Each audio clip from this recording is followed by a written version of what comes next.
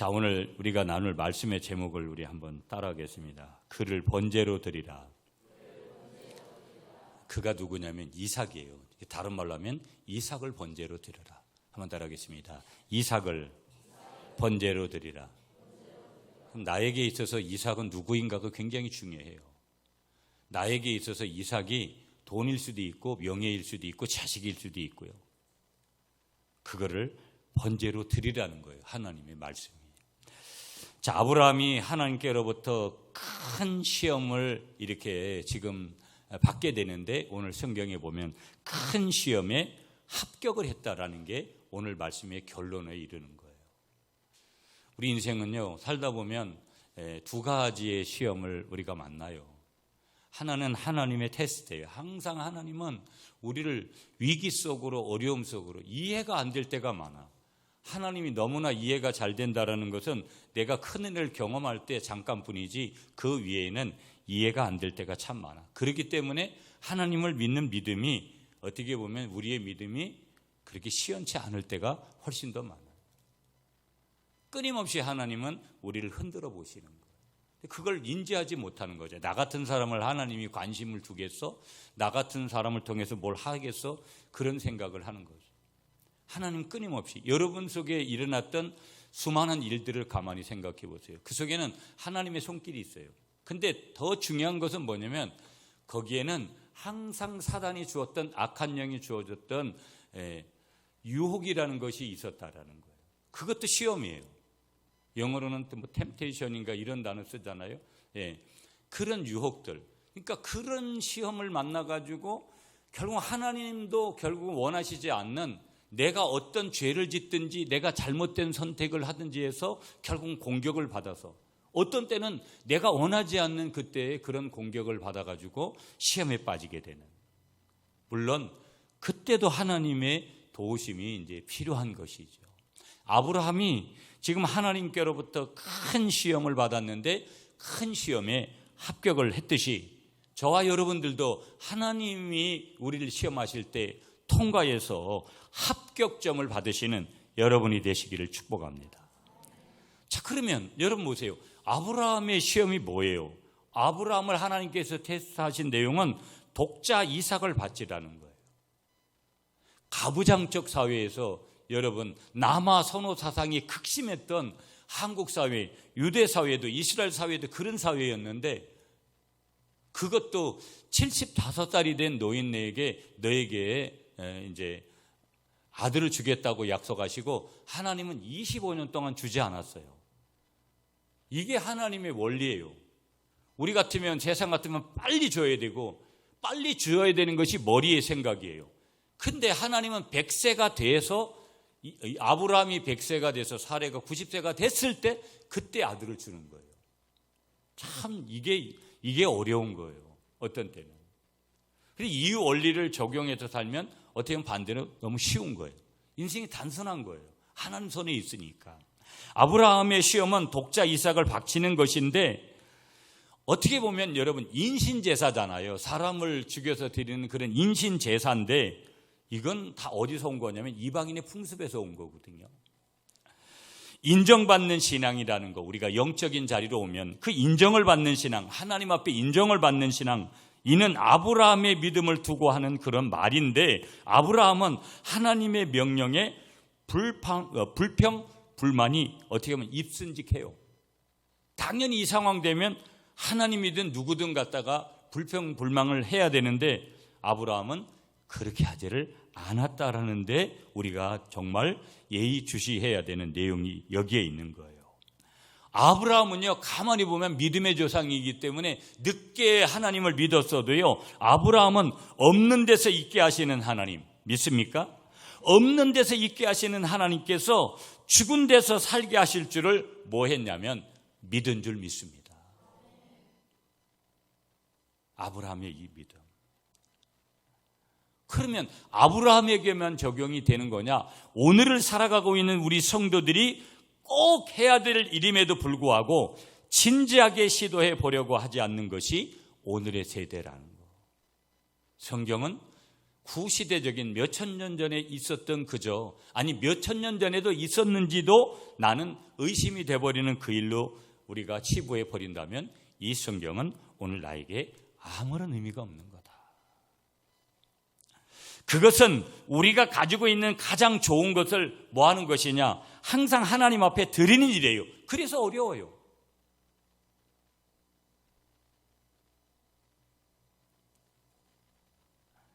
그런데 가만히 보면 이 일은 그 옛날 하나님께서 아브라함에게 명령하셨던 바로 그 일이고, 또한 지금 우리들 각자에게 요구하고 계시는 그런 일이기도 해요. 그런데 문제는 뭐냐? 우리들 중 대부분은 그 명령을 심각하게 생각해 본 일도 없고, 또 그 일을 생각해 보았다 해도 자기 것에 대한 집착이 너무 큰 나머지 그것을 잊어버리려고 하고 저 사람에게만 적용하고 나에게는 적용을 하지 않으려는 경향이 훨씬 더 크더라는 거. 자, 그러면 여기서 이런 질문을 한번 해봐야 돼요. 하나님은 우리의 최상의 것들, 그것이 자식이 됐든 물질이 됐든 건강이 됐든 뭐가 됐든지 간에 그분은 나에게 있어서 최상의 것을 빼앗아가는 분인가? 물론 어떤 때는 빼앗아 가기도 해요. 거두시기도 해요. 그러나 이제 본문의 아브라함을 통해서 복게 되어지면 아브라함이 겪은 시험을 통해 하나님 앞에서 지극히 저와 여러분들이 깨달아야 될 중요한 하나가 뭐냐? 이해타산적인 머리로 계산하는 우리의 사고방식을 정리할 필요성이 분명히 있다는 것을 암시해 주는 거예요. 머리로 생각하는 것이 다 나쁜 것이 아닌데 머리로 생각해서 하나님을 대적하는 믿음의 세계에서 역행하는 그런 일들이 우리에게 벌어지고 있다면 그것은 정리대상이다. 정리대상. 자기 아들은 그 누구 집 아들보다 소중하게 여기는 것이 인간의 상정이죠. 인간의 마음이에요. 여러분, 저도 우리 자식들 3명이 얼마나 저에게 귀한지 몰라요.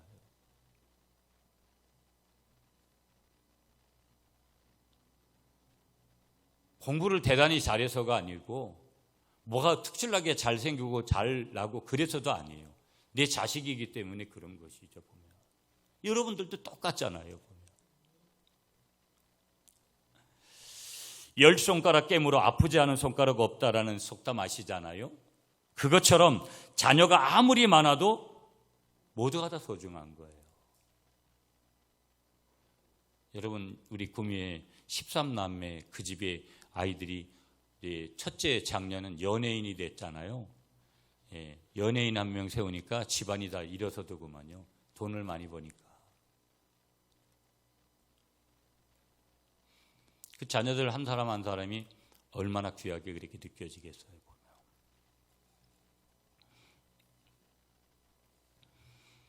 자, 가만히 보세요, 여러분.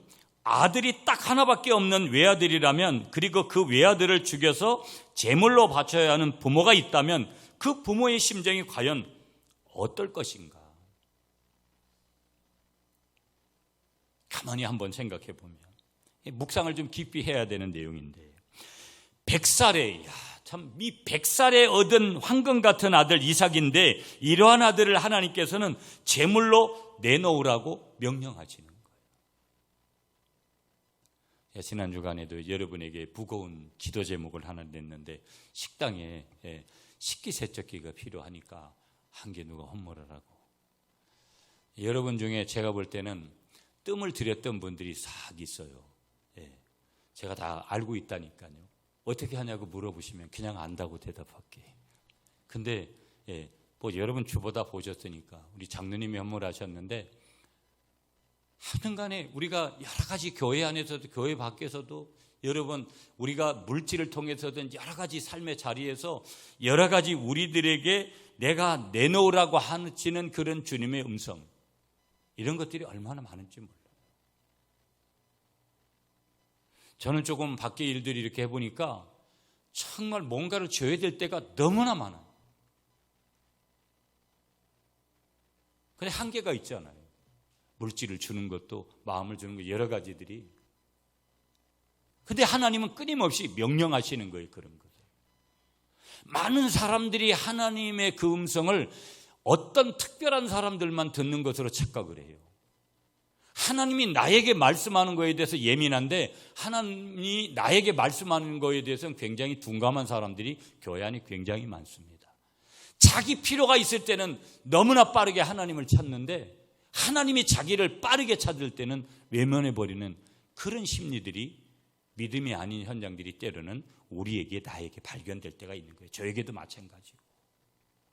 하나님이 지금 100세에 얻은 황금 같은 그 아들, 아주 소중한 아들 이 이삭을 하나님께서는 제물로 내놓으라는 거예요. 하나님이 내놓으라고 하실 때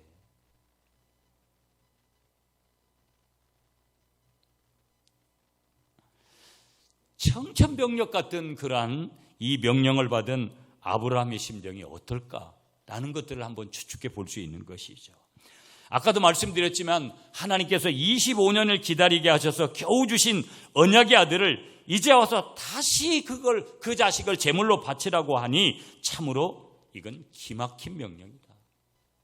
어찌 이걸 내가 순종할 수 있으랴.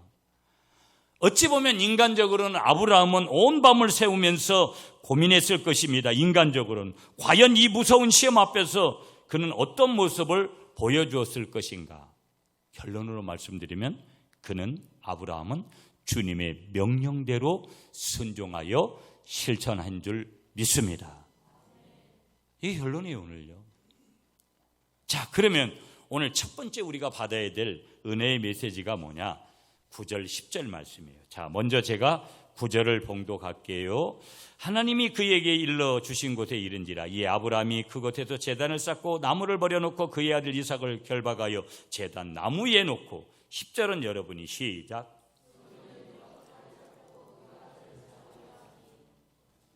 아멘.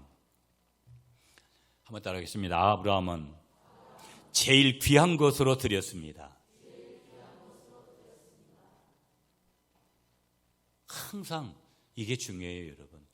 가장 귀한 것은 하나님 앞에 드리는 거. 믿습니까? 하나님의 요구가 있는 거예요. 아브라함에게만 그런 요구가 있는 것이 아니라 저에게도 하나님의 요구가 있고 여러분에게도 항상 하나님의 요구가 있어요. 믿습니까, 여러분? 그걸 믿으셔야 돼요. 하나님의 돌보심이 있고 하나님께서 우리를 갖다가 항상 통해서 또 좋은 것 주시는 그런 부분들도 있지만 때로는 하나님께서 우리에게 요구하시는데 이 하나님의 요구에 봉착한 사람이 아브라함인데 그 하나님의 요구에 봉착한 아브라함은 개인적으로 엄청난 희생을 치러야 함에도 불구하고 어떻게 했느냐? 주저함이 없었어요. 믿음의 사람들이 다른 것은요, 그런 거예요. 여러분, 다 사람은요, 돈 앞에서 약해질 때가 있고요. 저나 여러분들이나 똑같잖아요. 근데 그 돈을 놓지를 못하는 경우들이 허다해요. 10명 중에 10명, 8명, 9명은 놓지를 못해요. 과감하게 놓지를 못한다니까요. 하나님께서 말씀하실 때 즉시 곧 이런 것들을 행동으로 옮기는 것들이 굉장히 약해요. 물질이면 그래요. 여러 요소에서 삶의 양식에서 여러 현장에서 우리가 그럴 때가 있는 거예요. 근데 아브라함이 왜 믿음의 조상이 되냐? 어떤 때는 자기 철을 갖다가 사촌 누이라고 속이고 이렇게 해가지고 여러 일을 치르잖아요. 그 아들도 똑같이 이삭도 그런 짓도 하잖아요. 그럼에도 불구하고 하나님께서 친구로 삼은 그 내면에는 주저함 없이 하나님께 드리기로 결정하는 거예요. 그게 3절부터 8절까지 해서 쭉 이어지는 오늘 본문의 내용이에요. 그는 하나밖에 없는 아들을 바침으로 인해 정상적인 가정생활이 파괴될지도 모르는 그런 위험을 어떻게 했느냐? 감수한 거예요. 저는 가정이 먼저냐 교회가 먼저냐 그럴 때 여러분 굉장히 이게 어떤 서로 간의 입장이 다를 수 있는 거잖아요. 그래서 저는 교회가 먼저다 그렇게 얘기를 해요. 그럼 가정이 소중하지 않냐? 가정이 소중하죠. 그 가정이 지켜질 수 있는 그 현장이 어디냐? 저는 교회라고 보는 거예요. 둘 다 중요한 거지만 결론적으로 보면 결국은 이런 위험을 가정에서 감수해야 되는 그런 일들이 얼마든지 이제 있을 수 있는데 아브라함은 감수했다라는 거예요. 결론적으로 보면 아브라함은 하나님의 명령을 받고 주저하지 않았고 피할 구실을 붙이지도 않았어요. 변명하지 않았어요. 핑계대지 않았어요. 그는 다음날 아침 일찍이 일어나며 시련의 모리아산을 향해서 뚜벅뚜벅 걸어갔어요. 두 종들과 그의 아들 백세의 얻은 이삭을 데리고. 하나님은 무엇이 없어서 우리에게 요구하는 것이 아니라는 거 믿습니까? 하나님 뭐가 아쉬워요? 하나님 돈이 필요한 분입니까? No. 하나님 명예가 필요한 분입니까? No. 하나님이 그런 우리가 살고 있는 그런 아파트가 필요한 분이에요? No. 하나님은 항상 나의 중심을 요구하시는 줄 믿습니다. 돈보다, 명예보다, 집보다, 차보다, 사람보다 나를 더 사랑하느냐, 이걸 항상 확인하시는 거예요. 우리 마음의 소재를 알기 위해서 그렇게 하신다. 그래서 우리에게 믿음이 있나 보시려고 친교를, 하나님과의 깊은 관계를 맺으려고 무엇을 때로는 바치라고 하고, 시간을 바쳐라, 몸을 바쳐라, 자식을 바쳐라, 뭐 이런 것들을 말씀하실 때가 있다라는 거. 무엇을 보시려고? 우리에게 믿음이 있나, 믿음이 없나를 그분은 보시려고 그렇게 우리에게 메시지를, 음성을 들려주시는 줄 믿습니다. 내게 소중한 것이 아니면 도리어 하나님의 노여움을 사기만 한다라는 거.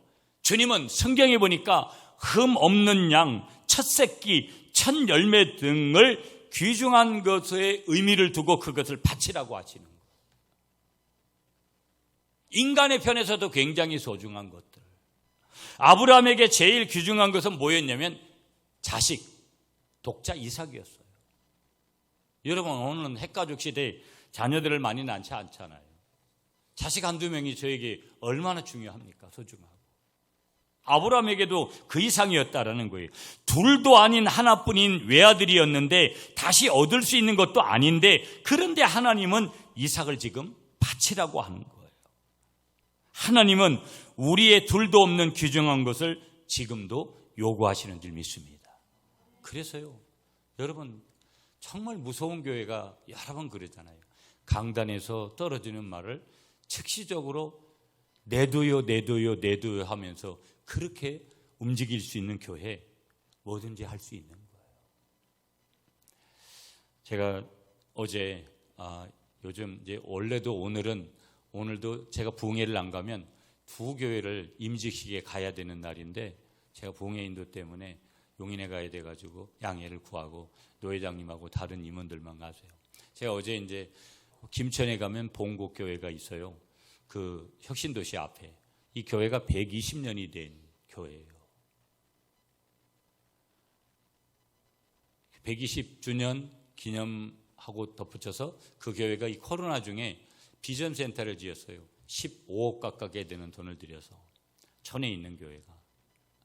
어제 아름답게 이제 하나님 앞에 이제 비전센터 입당하고 120주년에 대한 감사 예배를 이렇게 드렸어요. 제가 소개하고 싶은 한 내면이 뭐냐면, 거기 그 교회 청년들이 찬양대도 서고 특성도 하더라고요. 담임 목사님이 소개했어요. 자기 교회 청년들 한 20명 이상이 나와서 그렇게 하던데, 우리 교회 청년들은 주중에는 흩어져서 직장 생활하고, 주일에는 토요일 되면 자기 교회로 서울에서도 오고 대전에서도 오고 부산에서도 오고 대구에서도 오고. 그런 교회가 그렇게 많지 않습니다. 그 교회가 110년이 됐으니까 신앙의 대기, 아버지가 장로인데 그 아버지가 장로였고, 그런 간증들을 여러분이 어제 하시는데, 우리는 이제 겨우 20년이 됐잖아요. 그러니까 거기에 100년이 더 있는 교회니까 신앙의 그 대가 3, 4대 이상은 이게 흘러온 거예요. 그래서 그들이 왜 그렇게 하느냐? 그들이 그렇게 하는 데에 있어서 절대적인 영향을 미친 사람이 누구냐? 부모님들이에요. 부모님들이 신앙의 본을 보이고 예배의 본을 보이고 그렇게 하니까 자녀들이 그렇게 하지 말라고 해도 주중에는 다 자기 돈 써가면서 차비 내가면서 기름 그렇게 들여가면서 매주일 자기 교회를 섬기러 오는 거예요. 아름다운 모습이죠. 신앙의 대입기가 정상적으로 돼 있는 가정들, 신앙의 대입기가 정상적으로 그렇게 흘러가는 한 교회의 모델을 이제 한 부분에서 이제 볼 수 있는 거죠. 하나님은 우리의 둘도 없는 귀중한 것을 요구하신다. 이게 아이러니하면서도 어떤 때는 이걸 받아들이기가 굉장히 어려운 부분들이 우리에게 있다라는 거. 그래서 과부의 엽전 두 입을 귀히 여기셔 칭찬하셨고 옥합을 깨뜨려서 주님의 발에 붓고 주님의 죽으심을 기념할 때 만족하신 주님의 얼굴을 우리가 성경을 통해서 확인을 할 수가 있어요. 하나님은 반신반의하는 거, 주저하는 거, 자기의 인위적으로 판단하는 거 원치 않으신다라는 거.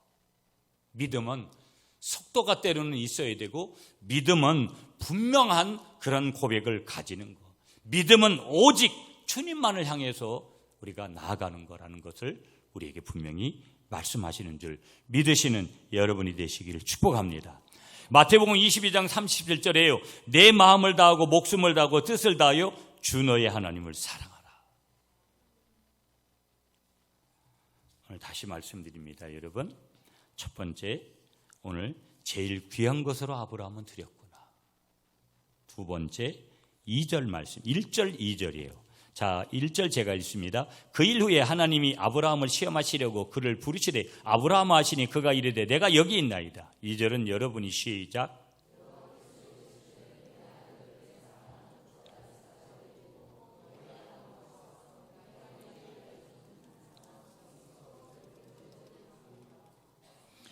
하나님이 아브라함을 시험하시려고 테스트하시는 거예요. 1절에 보면. 2절에 보시면 그를, 오늘 설교 제목을 여기서 잡았거든요. 그를 번제로 드리라. 이삭을 너 번제로 드려라. 하나님께서 그렇게 말씀하시는 거예요. 아까도 말씀드렸어요. 하나님이 우리에게 요구하시는 것이 있다는 거. 여러분, 지금도 하나님은 절대 우연이 없어요. 여러분 각자에게 이 갈릴리 공동체를 섬기면서, 여러분의 가정에서, 여러분 직장 공동체에서, 여러분이 자녀를 키워가면서, 여러분이 아무튼 무엇을 하든지 그 속에서 여러분에게 요구하시는 게 분명히 있어요. 분명히 있다. 항상 음성을 주시는 하나님. 아멘이십니까? 여러분, 부모 자식 간에도 여러분 이 대화가 없어 보세요. 대화가 없는 부부, 대화가 없는 부모 자식 간의 관계 있을 수가 있습니까? 하나님과 나와의 관계에서 대화가 없다.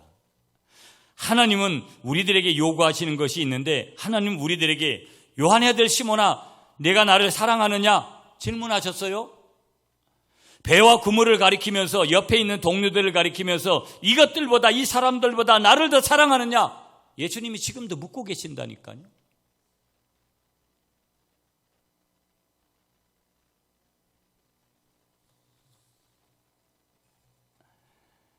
어떻게 보면 두 사랑이 지금 충돌하는 거예요. 에로스의 사랑과 아가페의 사랑의 대결에서 아가페의 사랑이 이길 수 있나 묻는 시험이라는 거예요. 여러분, 아가페의 사랑은 당연히 하나님과의 사랑이죠.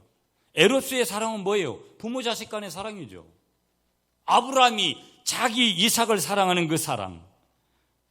결론이 뭐예요? 아브라함은 이 시험장에서 아가페의 사랑이 에로스의 사랑을 이긴 결과물을 내어놓은 줄 믿습니다. 그러므로 여러분, 두 번째로 말씀하시는 게 뭐냐? 하나님을 사랑하는가에 대한 시험의 명령이었다는 거. 한번 따라하겠습니다. 하나님을 더 사랑하는가? 이거에 대한 시험 명령이었다는 거. 두 번째.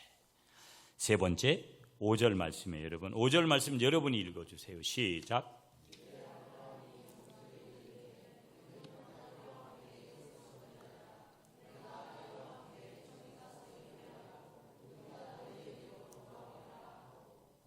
아멘.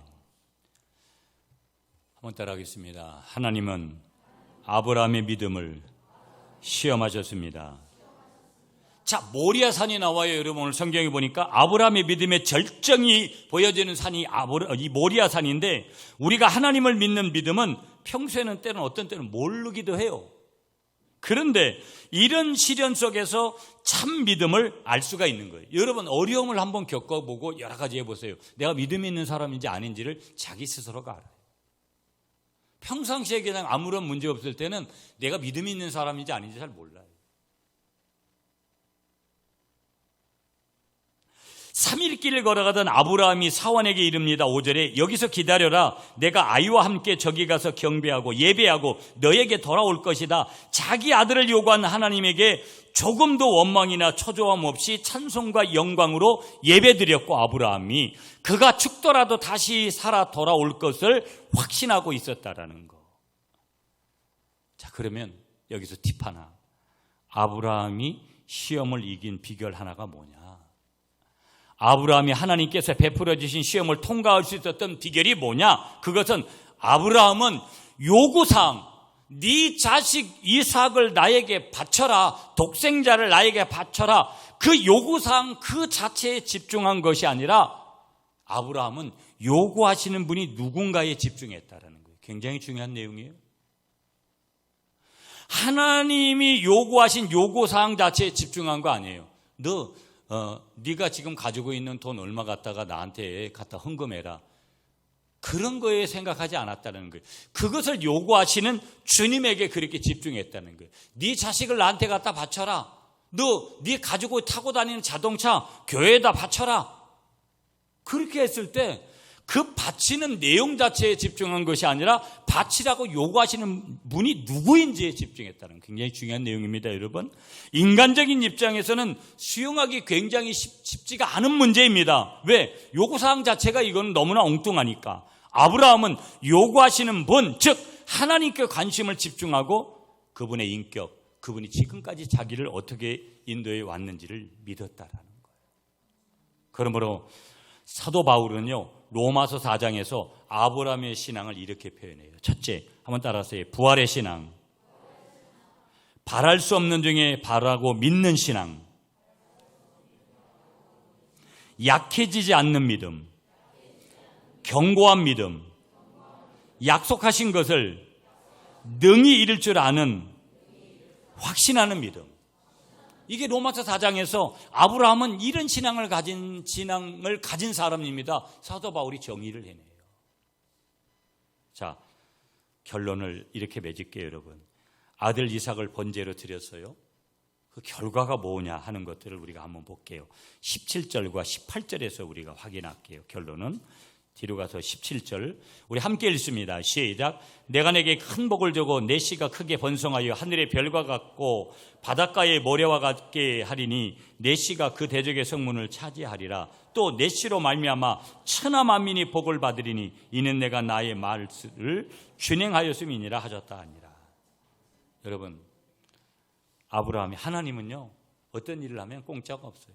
우리는 어떤 때에 사람하고 일하다가 내가 이렇게까지 해줬는데 그 사람한테 어떤 칭찬과 어떤 내용들을 받지 못할 때 여러분 얼마나 괘씸한 마음, 배신감 이런 걸 느껴요.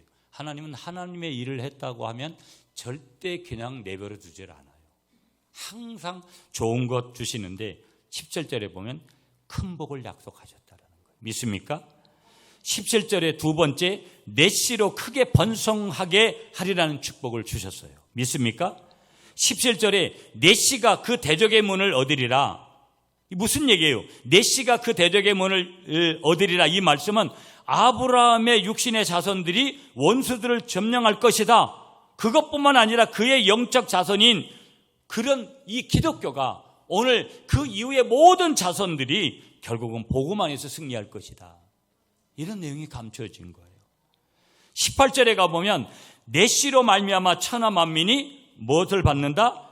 복을 얻게 될 것이고. 아멘이시죠, 여러분? 그리고 마지막에 한 가지 뭐예요? 자손의 번영의 축복을 보장해 주신 거예요.